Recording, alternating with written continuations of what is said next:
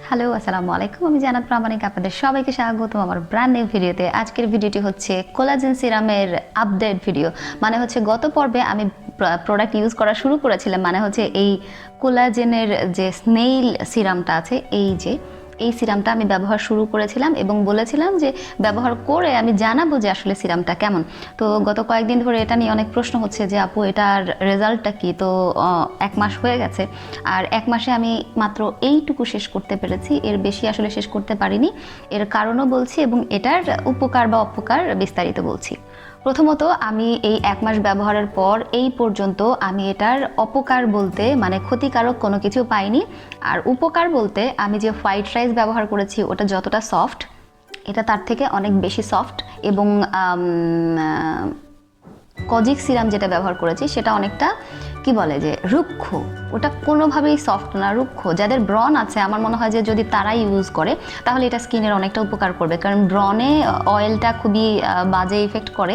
তো সেই অনুযায়ী আপনারা কজিক সিরাম ব্যবহার করতে পারেন যাদের হচ্ছে ব্রণ আছে। তবে ব্রণের মধ্যে কি সিরাম ইউজ করা যায় কি না আমি সত্যি এটা কনফার্ম না, কারণ আমার মুখে তেমন কোনো ব্রণ কখনো হয়নি। 2-1টা হলে আমি আসলে তখন সিরাম ইউজ করিনি, বা কোনো রকম তেল থেকে একেবারে সব কিছু আমি বন্ধ করেছি, সিরাম ইউজ করি না। যদি আমার কখনো এদিকে বা এদিকে কখনো যদি একটাও ব্রণ ওঠে, আমি কখনো সিরাম বা মাথায় তেল দেওয়া থেকে শুরু করে তেল জাতীয় বেশি খাবারও খাই না। মানে বিষয়টা হচ্ছে এরকম। তো ব্রণ দূর করার জন্য আরও কিছু পদক্ষেপ আছে, আমি সেটা করি।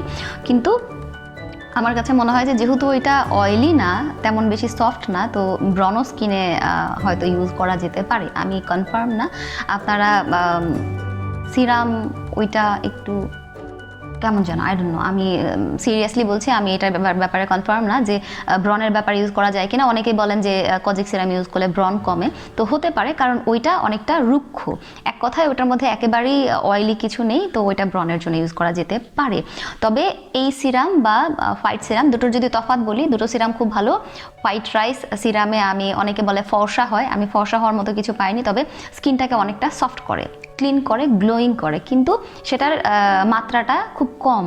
কিন্তু সেই তুলনায় আমার কাছে মনে হয়েছে যে হোয়াইট রাইসের তুলনায় আমার কাছে মনে হয়েছে যে স্নেইলের কোলাজেন সিরামটা ভালো। এটার ঘনত্ব বেশি, এটা সফট অনেক বেশি, এবং এটা যেহেতু অনেকটা সফট যার জন্য এটার মধ্যে একটা দানা দানা থাকে, এটাও কাজ করে স্কিনে।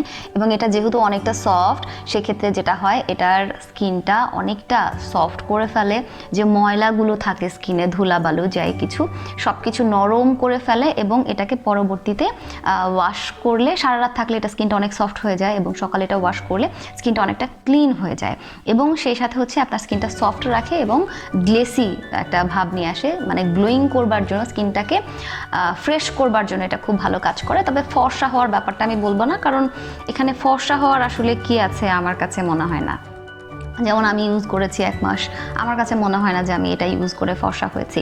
বরঞ্চ আমি বেশ কিছু ফর্সা হওয়ার প্যাক ইউজ করেছি, বানিয়েছি, সেগুলো ব্যবহার করে আমার কাছে মনে হয়েছে যে স্কিনটা অনেকটা ব্রাইট হচ্ছে। তো সেগুলোর কাজে হতে পারে, তবে সিরামে আমার কাছে মনে হয় না কোনোভাবেই ফর্সা হয়। তবে যেহেতু স্কিনের ময়লা দূর করে, স্কিনটাকে পরিষ্কার করে, তো স্কিনটা অনেকটা গ্লোয়িং লাগে, ফ্রেশ লাগে।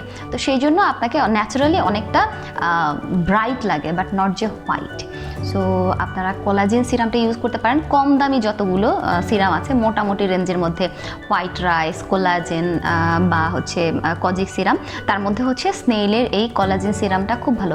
একেবারেই কম দাম যেগুলো সিরাম, সেগুলোর মধ্যে এই 3টা সিরামই আমি আপাতত ইউজ করেছি, এবং এই 3টার মধ্যে স্নেইলের কোলাজেন সিরামটা আমার কাছে ভালো লেগেছে। সো আপনারা চাইলে ইউজ করতে পারেন। যে আপু প্রশ্ন করেছিলেন, যে আপুরা বা ভাইয়ারা, যে এই সিরামটা কেমন, তাদের জন্য উত্তর হচ্ছে কোলাজেনের এই স্নেইলের সিরামটা খুবই ভালো। এই যে শুধুমাত্র হোয়াইট থাকবে না, এটার ভিতরে একটা ছোট ছোট দানা দানা আছে, ওই যে দেখেন, হালকা আকাশি আকাশি নীল নীল একটা দানা আছে। এগুলো অনেকগুলো দানা থাকে, এই দানাগুলো কিন্তু ভেঙে পুরো স্কিনে লাগিয়ে দিলে স্কিনের জন্য অনেক উপকারী। সো আবারও বলি যে স্নেইলের সিরামটা আমার কাছে ভালো লেগেছে, আপনারা চাইলে ইউজ করতে পারেন। সো দৈনিক 1 মুষ্টি চাল তুলে রাখবেন, মাসে শেষে কাউকে দিয়ে দিবেন, 10 থেকে 20 জনের টিম তৈরি করবেন, এবং বিনা টাকায় সারা বাংলাদেশের ক্ষুধা নিবারণে সহায়তা করবেন। আশা করি ভিডিওটি ভালো লেগেছে। ভালো লাগলে লাইক দিবেন, কমেন্ট করে জানাবেন পরবর্তীতে কোন প্রোডাক্টের ভিডিও দেখতে চান।